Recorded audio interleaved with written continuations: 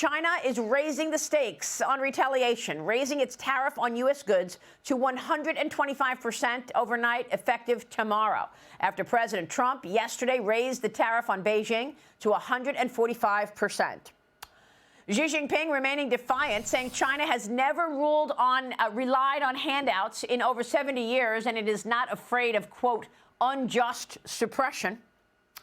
Joining me now is White House Senior Counselor for Trade and Manufacturing, Peter Navarro. Peter, it's great to see you this morning. Thanks so much for joining me. Great to be with you, Maria.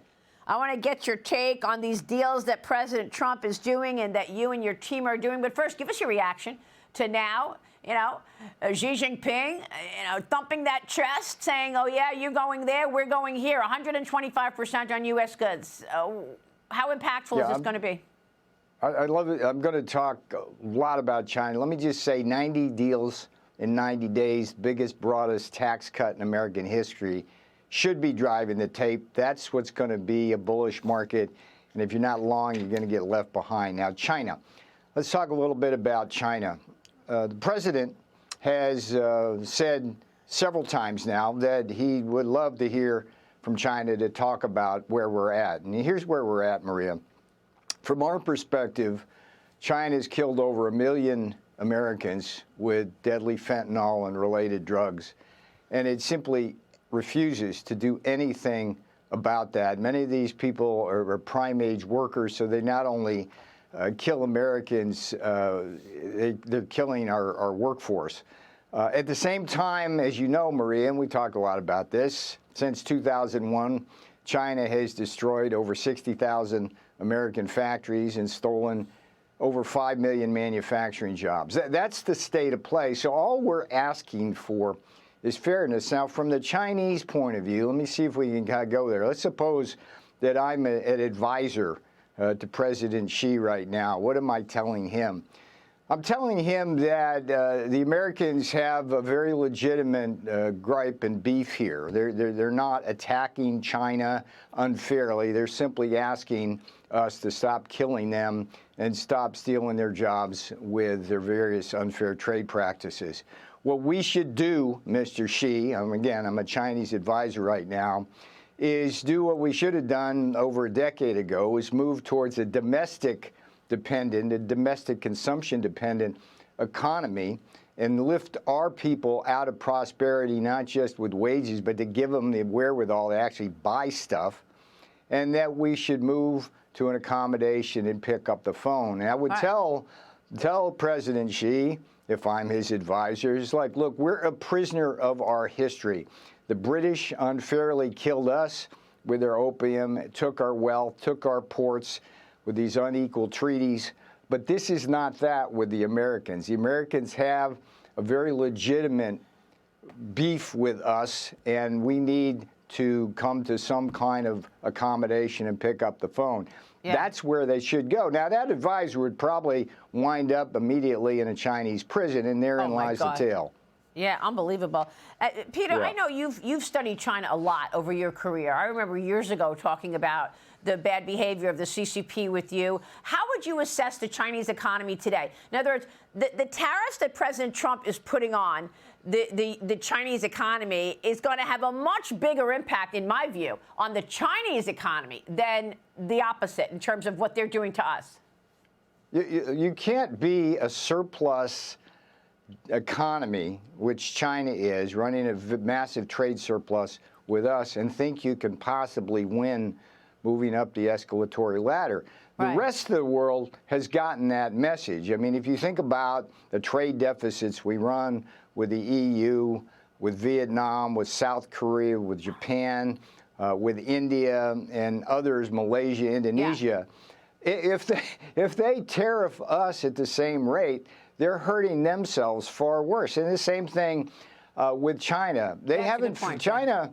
I mean, again, I think they're a prisoner of their history. It's almost hubris. Their pride, going back to the Opium Wars. But I would just simply say, this is not that, China. This is not that. You're killing Americans. You're taking our jobs, and the rest of the world is watching you, because it's not just America that you're hurting. You're hurting every. You take from Latin America and Africa, all their natural resources. You dump goods into Europe. And that it's an unsustainable equilibrium. That's the bottom line. We got to a point, Maria, where the U.S. can't keep doing what it's doing. We're sending too much of our wealth abroad through the trade deficit and losing too many jobs, and we don't have the ability to defend ourselves because we're losing our defense industrial base. And China can't keep dumping stuff on world markets thinking that everybody's going to keep buying it, so they need to take care of their own people. They need to let their own people be consumers, not just work in their slave labor sweatshops. Well, they're gonna get that if they haven't already. President Trump is not ruling out extending the 90-day pause on tariffs. Here's the president yesterday responding to Fox Business's Edward Lawrence. Watch this. So how close are you to the first country coming to actually make a deal with the United States over tariffs? Is it days, months? Well, I think it's very close, but, we have to have a deal that we like. We don't want a deal that's going to be a bad deal, or I could make every deal in one day if I wanted to. China retaliated today by reducing the number of American films that can be shown there. What's your reaction to them now targeting cultural exports from the United States? I think I've heard of worse things than... The president is so funny. I love that answer. But Australia's deputy prime minister shut down China's offer to work together against Trump's tariffs, saying that they will not make common cause or hold hands, quote unquote. Europe as well. You just mentioned Europe. They signaled last night after the close, no partnership with China. They declined to accept China's rerouted dumped goods into the United States. But Peter, you just mentioned a minute ago, 90 deals in 90 days. So can you give us an update, Peter? Where are we in terms of all these negotiations? Go ahead. I'd love to take you behind the scenes, Maria, because it's so different from the first term. Jamieson Greer, the United States Trade Representative, he's got over 30 years of experience. He's a calm, kind person, but he's the toughest SOB in the world when it comes to trading. He's at the tip of the spear for the president because he's the United States trade rep. He's got a whole portion of our White House working day and night. We started working on these deals months ago because we anticipate. That's what we do. We anticipate. So what's going to happen here is Jamieson Greer and Howard Lutnick are going to work very closely together.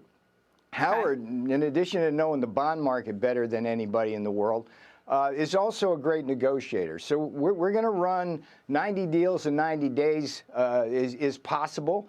The boss is going to be the chief negotiator. Nothing's done without him looking very carefully at it. He has such a fine attention to detail. Scott Besson is going to handle countries like Japan and South Korea, where there's a lot of currency issues associated with that. And then you have Kevin Hassett, who you had many times on your show, who's really, really good analytically, and also is carrying the football with Scott on the tax policy, which is an important part of our situation. Yeah, Stephen Miller is doing a beautiful job coordinating things, and J.D. Vance has just been a breath of fresh air. I knew Mike Pence well. I liked Mike, but Mike didn't know anything about policy, and he was hamstrung by this guy, Mark Short, who was his chief of staff, who destroyed Pence's career. J.D. Vance gets it. J.D. Vance was at ground zero. While I was